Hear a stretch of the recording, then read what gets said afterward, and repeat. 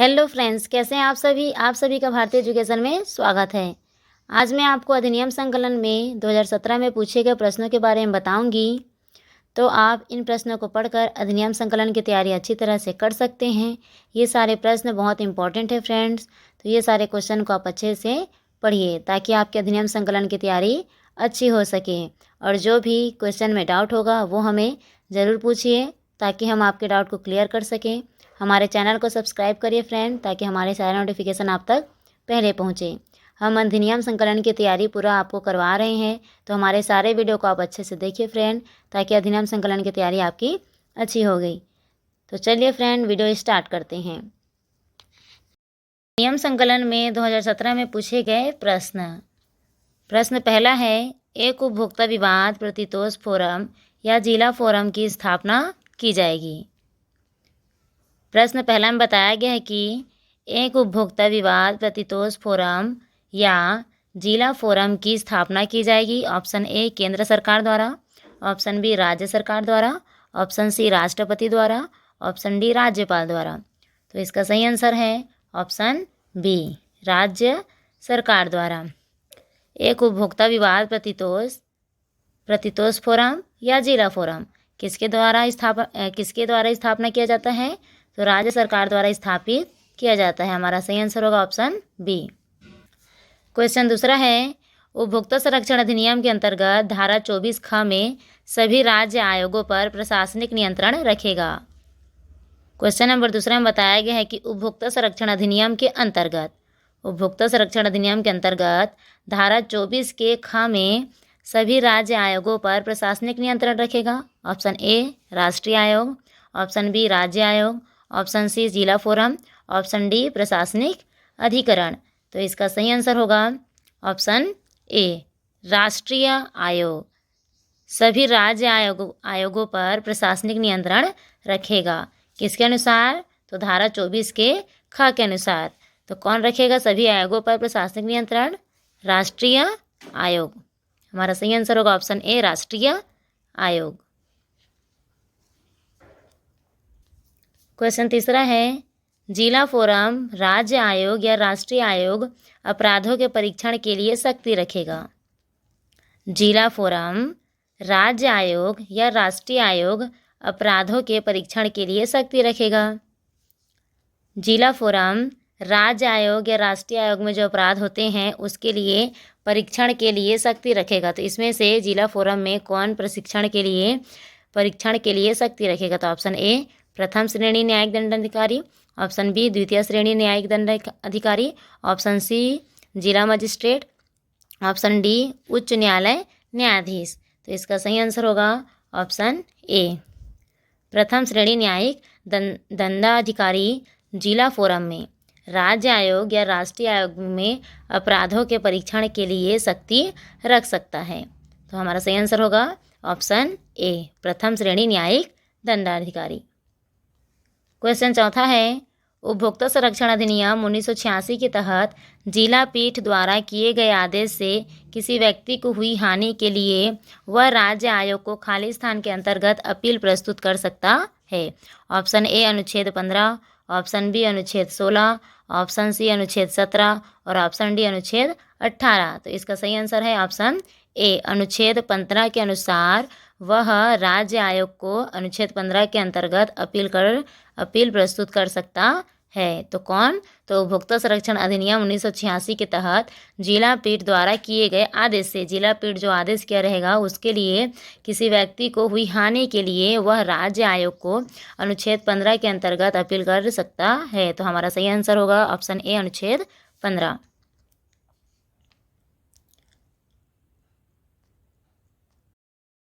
Question पाँचवा, उपभोक्ता संरक्षण अधिनियम की धारा 13 के अधीन की गई कार्यवाही के पश्चात जब जिला पीठ का यह समाधान हो जाता है कि उस माल में जिसके बारे में परिवाद किया गया है कोई त्रुटि है, तो वह विरोधी पक्षकार को आदेश जारी करेगा।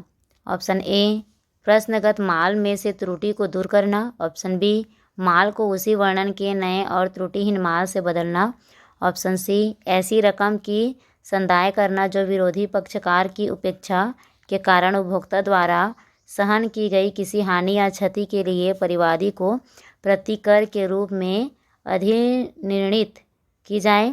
ऑप्शन डी उपरोक्त में से कोई नहीं। तो इसका सही आंसर होगा ऑप्शन डी उपरोक्त में से कोई नहीं। क्वेश्चन 6वां है, प्रत्येक राज्य आयोग का अध्यक्ष नियुक्त किया जाता है। प्रत्येक राज्य का राज्य आयोग नियुक्त किया जाता है। ऑप्शन ए राज्य सरकार द्वारा, ऑप्शन बी उच्च न्यायालय के मुख्य न्यायाधीश द्वारा, ऑप्शन सी सर्वोच्च न्यायालय द्वारा और ऑप्शन डी राज्य सरकार द्वारा उच्च न्यायालय के प्रधान न्यायाधीश के परामर्श से। इसका सही आंसर होगा ऑप्शन डी, राज्य सरकार द्वारा उच्च न्यायालय के प्रधान न्यायाधीश के परामर्श से प्रत्येक राज्य आयोग का अध्यक्ष नियुक्त किया जाता है। तो हमारा सही आंसर होगा ऑप्शन डी। क्वेश्चन 7वां है, उपभोक्ता संरक्षण अधिनियम के तहत राष्ट्रीय आयोग का अध्यक्ष होगा। ऑप्शन ए एक ऐसा व्यक्ति जो उच्चतम न्यायालय का न्यायाधीश है या रह चुका है। एक ऐसा व्यक्ति जो उच्च न्यायालय का न्यायाधीश है या रह चुका है। एक ऐसा व्यक्ति जो जिला न्यायालय का न्यायाधीश है या रह चुका है। उपरोक्त में से कोई नहीं। तो इसका सही आंसर है ऑप्शन ए, एक ऐसा व्यक्ति जो उच्चतम न्यायालय का न्यायाधीश है या रह चुका है। तो इसका सही आंसर होगा ऑप्शन ए।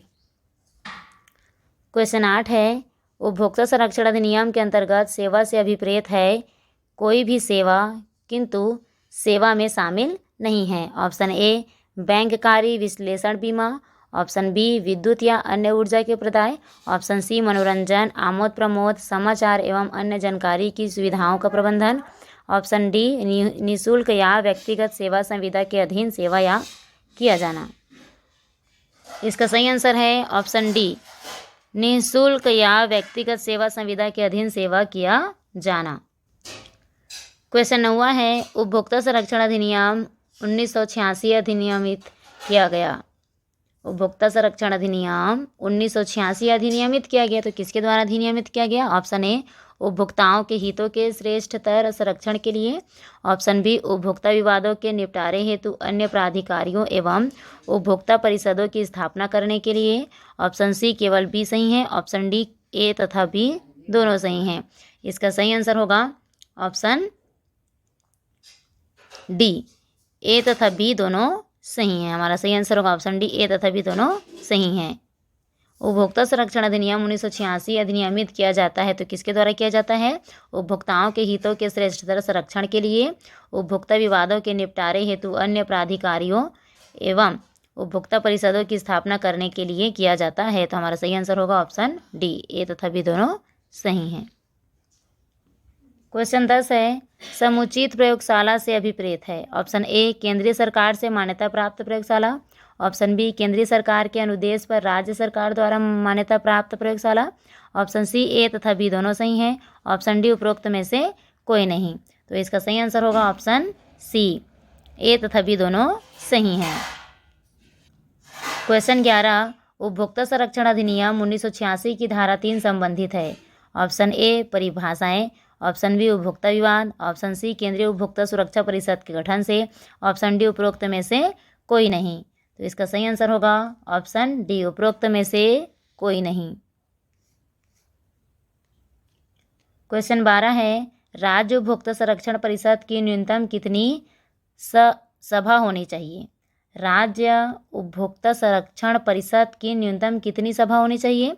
ऑप्शन ए प्रत्येक माह में कम से कम एक बार, प्रत्येक वर्ष में कम से कम एक बार, और ऑप्शन सी प्रत्येक वर्ष में कम से कम 2 बार, ऑप्शन डी प्रत्येक वर्ष में कम से कम 3 बार।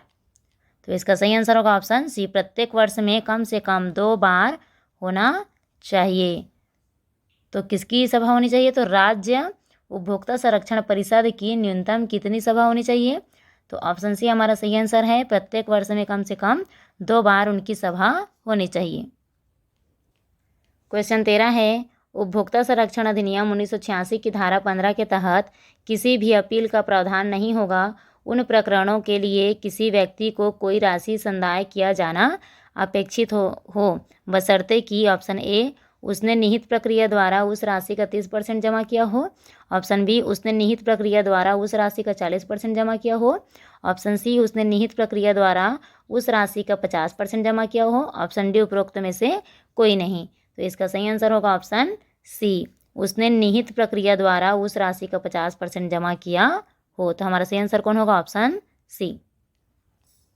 क्वेश्चन 14 है, निम्नलिखित में से क्या उपरोक्त संरक्षण अधिनियम 1986 को उल्लिखित समुचित प्रयोगशाला की श्रेणी में नहीं आता है?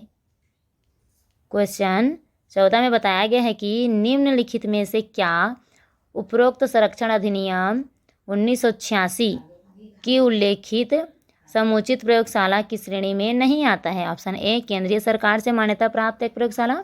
ऑप्शन बी, एक प्रयोगशाला जिसे केंद्रीय सरकार के मार्गदर्शी सिद्धांत के अनुसार राज्य सरकार द्वारा मान्यता दी गई है। ऑप्शन सी, कोई भी राजकीय विश्वविद्यालय की प्रयोगशाला। ऑप्शन डी, उपरोक्त में से कोई नहीं। तो इसका सही आंसर होगा ऑप्शन सी, कोई भी राजकीय विश्वविद्यालय की प्रयोगशाला। क्वेश्चन 15 है, राष्ट्रीय उपभोक्ता आयोग, राज्य उपभोक्ता आयोग अथवा जिला फोरम के किसी आदेश का अनुपालन के लिए आने पर अधिक दंड का प्रावधान निम्नांकित है। क्वेश्चन 15 में बताया गया है कि राष्ट्रीय उपभोक्ता आयोग, राज्य उपभोक्ता आयोग अथवा जिला फोरम के किसी आदेश का अनुपालन के लिए आने पर अधिक दंड का प्रावधान निम्नांकित है। ऑप्शन ए, 3 वर्ष अथवा रुपये 10,000। ऑप्शन बी, 3 वर्ष तथा रुपये 10,000। ऑप्शन सी, 3 वर्ष तथा रुपये 2,000। ऑप्शन डी, 3 वर्ष तथा अथवा रुपये 2,000। तो इसका सही आंसर होगा ऑप्शन बी, 3 वर्ष तथा रुपये 10,000। 3 वर्ष का कारावास होगा तथा 10,000 रुपये जुर्माना दिया जाएगा। क्वेश्चन 16 है, उपभोक्ता संरक्षण अधिनियम 1986 के किस धारा के तहत राष्ट्रीय उपभोक्ता आयोग द्वारा विनिमय बनाए जा सकते हैं? ऑप्शन ए, धारा 29A।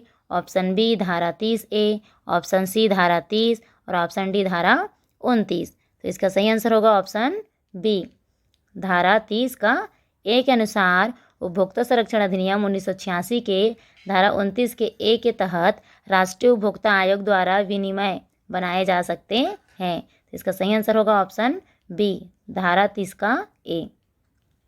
क्वेश्चन 17 है, जिला उपभोक्ता फोरम के अध्यक्ष को नियुक्ति के लिए गठित चयन समिति में कौन सदस्य नहीं होगा? ऑप्शन ए, राज्य उच्च न्यायालय के मुख्य न्यायाधीश। ऑप्शन बी, सचिव राज्य शासन विधि विभाग। ऑप्शन सी, सचिव राज्य शासन उपभोक्ता मामलों के विभाग के सचिव। और ऑप्शन डी, उपरोक्त में से कोई नहीं। तो इसका सही आंसर होगा ऑप्शन ए, राज्य उच्च न्यायालय के मुख्य न्यायाधीश। क्वेश्चन 18, आवश्यक वस्तु अधिनियम की धारा क के अधीन अधिहरण के किसी आदेश से व्यथित कोई व्यक्ति राज्य सरकार द्वारा नियुक्त प्राधिकारी को अपील कर सकेगा। ऐसे आदेश की सूचना की तारीख से ऑप्शन ए, 1 मास के भीतर। ऑप्शन बी, 2 मास के भीतर।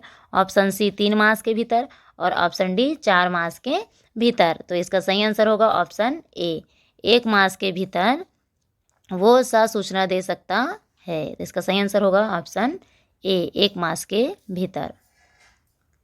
क्वेश्चन 19 है, आवश्यक वस्तु अधिनियम की धारा 3 के अधीन दिया गया हर आदेश यथाशक्य शीघ्र ही इनके समक्ष रखा जाएगा। ऑप्शन ए, संसद के समक्ष। ऑप्शन बी, प्राधिकरण के समक्ष। ऑप्शन सी, उच्चतम न्यायालय के समक्ष। और ऑप्शन डी, उपभोक्ता फोरम। तो इसका सही आंसर होगा ऑप्शन ए, संसद के समक्ष आवश्यक वस्तु अधिनियम की धारा 3 के अधीन दिया गया हर आदेश यथाशक्य शीघ्र ही इनके समक्ष रखा जाएगा। तो संसद के समक्ष रखा जाएगा। तो हमारा सही आंसर है ऑप्शन ए, संसद। क्वेश्चन 20 है, वर्तमान में आवश्यक वस्तु अधिनियम के अंतर्गत दंडनीय हर एक अपराध होगा। ऑप्शन ए, संज्ञेय और अजमानती। ऑप्शन बी, जमानती। ऑप्शन सी, संज्ञेय और जमानती। ऑप्शन डी, असंज्ञेय और जमानती। तो इसका सही आंसर होगा ऑप्शन ए, संज्ञेय और अजमानती। हमारा सही आंसर होगा ऑप्शन ए, संज्ञेय और अजमानती। वर्तमान में आवश्यक वस्तु अधिनियम के अंतर्गत दंडनीय हर एक अपराध होगा। तो इसका सही आंसर कौन सा है? ऑप्शन ए, संज्ञेय और अजमानती। क्वेश्चन 21, आवश्यक वस्तु अधिनियम 1955 की धारा 2 में चीनी से अभिप्रेत है। ऑप्शन ए किसी भी प्रकार की चीनी जिसमें मिश्री भी शामिल है। ऑप्शन बी खांड सारी चीनी या बुरा चीनी या पीसी हुई चीनी। ऑप्शन सी वैक्यूम पैन चीनी कारखाने में प्रक्रियाधीन चीनी। ऑप्शन डी उपरोक्त सभी। तो इसका सही आंसर होगा ऑप्शन डी उपरोक्त सभी। क्वेश्चन 22, आवश्यक वस्तु अधिनियम 1955 के अंतर्गत आवश्यक वस्तु की परिभाषा में अन्य वस्तुओं को शामिल किया जा सकता है। तो ऑप्शन ए अधिनियम में संशोधन के द्वारा। ऑप्शन बी राज्य सरकार की अधिसूचना के द्वारा। ऑप्शन सी केंद्र सरकार द्वारा अधिसूचना जारी करके। ऑप्शन डी अनुसूची में संशोधन के द्वारा। तो इसका सही आंसर है ऑप्शन सी केंद्र सरकार द्वारा अधिसूचना जारी के द्वारा ही किसी भी आवश्यक वस्तु की परिभाषा में अन्य वस्तु को शामिल किया जा सकता है। तो अन्य वस्तु को शामिल कौन करेगा? तो केंद्र सरकार द्वारा अधिसूचना जारी करके अन्य वस्तुओं में वस्तु को शामिल किया जा सकता है। ऑप्शन सी हमारा सही आंसर होगा। क्वेश्चन 23, आवश्यक वस्तु अधिनियम की धारा 3 के अधीन किए गए आदेश के अनुसरण जहां आवश्यक वस्तु का अभिग्रहण किया जाता है वहां ऐसे अभिग्रहण की रिपोर्ट की जाएगी। ऑप्शन ए राज्य सरकार को। ऑप्शन बी केंद्र सरकार को। ऑप्शन सी कलेक्टर को। ऑप्शन डी उच्च न्यायालय को। तो इसका सही आंसर होगा ऑप्शन सी कलेक्टर को। क्वेश्चन 24 है, धारा 9 आवश्यक वस्तु अधिनियम के अंतर्गत मिथ्या कथन के लिए कारावास की अवधि होगी। ऑप्शन ए 7 वर्ष के लिए। ऑप्शन बी 3 वर्ष के लिए। ऑप्शन सी 5 वर्ष के लिए। ऑप्शन डी 2 वर्ष के लिए। तो इसका सही आंसर है ऑप्शन सी 5 वर्ष के लिए। अगर कोई व्यक्ति मिथ्या कथन कहता है अर्थात कोई व्यक्ति अगर झूठ बोलता है तो उसके लिए कारावास की अवधि रखा गया है। किसके अनुसार? तो धारा 9 के अनुसार। कितने साल का कारावास होगा उसे? तो 5 वर्ष का। हमारा ऑप्शन सी सही है 5 वर्ष। क्वेश्चन 25, आवश्यक वस्तु अधिनियम 1955 द्वारा निर्देशित की गई विधि। ऑप्शन ए आवश्यक वस्तु अध्यादेश 1955। ऑप्शन बी किसी राज्य में प्रवृत्त ऐसी कोई अन्य विधि जो किसी आवश्यक वस्तु का उत्पादन प्रदाय वितरण को नियंत्रित करती है। ऑप्शन सी उपरोक्त दोनों सही हैं और ऑप्शन डी उपरोक्त दोनों गलत है। तो इसका सही आंसर होगा ऑप्शन सी उपरोक्त दोनों सही हैं। क्वेश्चन 26, आवश्यक वस्तु अधिनियम 1955 के किस धारा में आवश्यक वस्तु के उत्पादन प्रदाय वितरण के नियंत्रण के अधिकार का उल्लेख है? ऑप्शन ए धारा 3 में। ऑप्शन बी धारा 4 में। ऑप्शन सी धारा 5 में। ऑप्शन डी उपरोक्त में से कोई नहीं। तो इसका सही आंसर होगा ऑप्शन ए। ऑप्शन ए में आवश्यक वस्तु अधिनियम 1955 के धारा 3 में आवश्यक वस्तु के उत्पादन प्रदाय वितरण के नियंत्रण का अधिकार का उल्लेख किया गया है। तो हमारा सही आंसर होगा ऑप्शन ए धारा 3। क्वेश्चन 27 है, कौन सा व्यक्ति आवश्यक वस्तु अधिनियम 1955 की धारा 3 के तहत पारित आदेश का उल्लंघन किया माना जाएगा? ऑप्शन ए वह जो आदेश का उल्लंघन करता है। ऑप्शन बी वह जो कि उल्लंघन करने का दुष्प्रेरण करता है। ऑप्शन सी ए तथा बी दोनों और ऑप्शन डी उपरोक्त में से कोई नहीं। तो इसका सही आंसर होगा ऑप्शन सी ए तथा बी दोनों। क्वेश्चन में बताया गया है कि कौन सा व्यक्ति आवश्यक वस्तु अधिनियम 1955 की धारा 3 के तहत पारित आदेश का उल्लंघन किया माना जाएगा? तो ऑप्शन ए है वह जो आदेश का उल्लंघन करता है और ऑप्शन बी है वह जो कि उल्लंघन करने का दुष्प्रेरण करता है। जो उल्लंघन करेगा या कोई व्यक्ति अगर उसे उल्लंघन करने के लिए कहेगा तो दोनों व्यक्ति ही दोषी माना जाएगा। इसीलिए हमारा सही आंसर होगा ऑप्शन सी ए तथा बी दोनों। क्वेश्चन 28, आवश्यक वस्तु अधिनियम 1955 के किस धारा में अधिनियम के उल्लंघन के लिए शास्ति का प्रावधान है? ऑप्शन ए 6 का बी में। ऑप्शन बी 6 के सी में। ऑप्शन सी 7 में। ऑप्शन डी 8 में। तो इसका सही आंसर होगा ऑप्शन सी 7 में शास्ति का प्रावधान का। अगर कोई व्यक्ति आवश्यक वस्तु अधिनियम 1955 के धारा 7 में अधिनियम के उल्लंघन के लिए शास्ति का प्रावधान रखा गया है। तो कौन सी धारा में? तो धारा 7 में। इसलिए हमारा सही आंसर होगा ऑप्शन सी धारा 7 में। क्वेश्चन 29 है, आवश्यक वस्तु अधिनियम 1955 के अपराधों का विशेष अदालतों द्वारा ट्रायल का प्रावधान किसमें दिया गया है? ऑप्शन ए धारा 12 के ए में। ऑप्शन बी धारा 12 के ए बी में। ऑप्शन सी धारा 12 में। ऑप्शन डी उपरोक्त में से कोई नहीं। तो इसका सही आंसर होगा ऑप्शन सी धारा 12 में आवश्यक वस्तु अधिनियम 1912 के अपराधों का विशेष अदालतों द्वारा ट्रायल का प्रावधान धारा 12 में दिया गया है। तो हमारा सही आंसर होगा ऑप्शन सी, धारा 12 में। क्वेश्चन 30 है, आवश्यक वस्तु अधिनियम के अंतर्गत तथ्यों की रिपोर्ट कौन करेगा? ऑप्शन ए लोक सेवक, ऑप्शन बी सामान्य व्यक्ति, ऑप्शन सी मालिक, ऑप्शन डी पीड़ित व्यक्ति। तो इसका सही आंसर होगा ऑप्शन ए, लोक सेवक। लोक सेवक आवश्यक वस्तु अधिनियम के अंतर्गत तथ्यों की रिपोर्ट करेगा। तो हमारा सही आंसर होगा ऑप्शन ए, लोक सेवक। क्वेश्चन 31 है, आवश्यक वस्तु में क्या शामिल नहीं है? ऑप्शन ए औषधि, ऑप्शन बी खाद्य पदार्थ, ऑप्शन सी उर्वरक, ऑप्शन डी किताबें। तो इसका सही आंसर होगा ऑप्शन डी, किताबें आवश्यक वस्तु में शामिल नहीं है। तो हमारा सही आंसर होगा ऑप्शन डी, किताबें।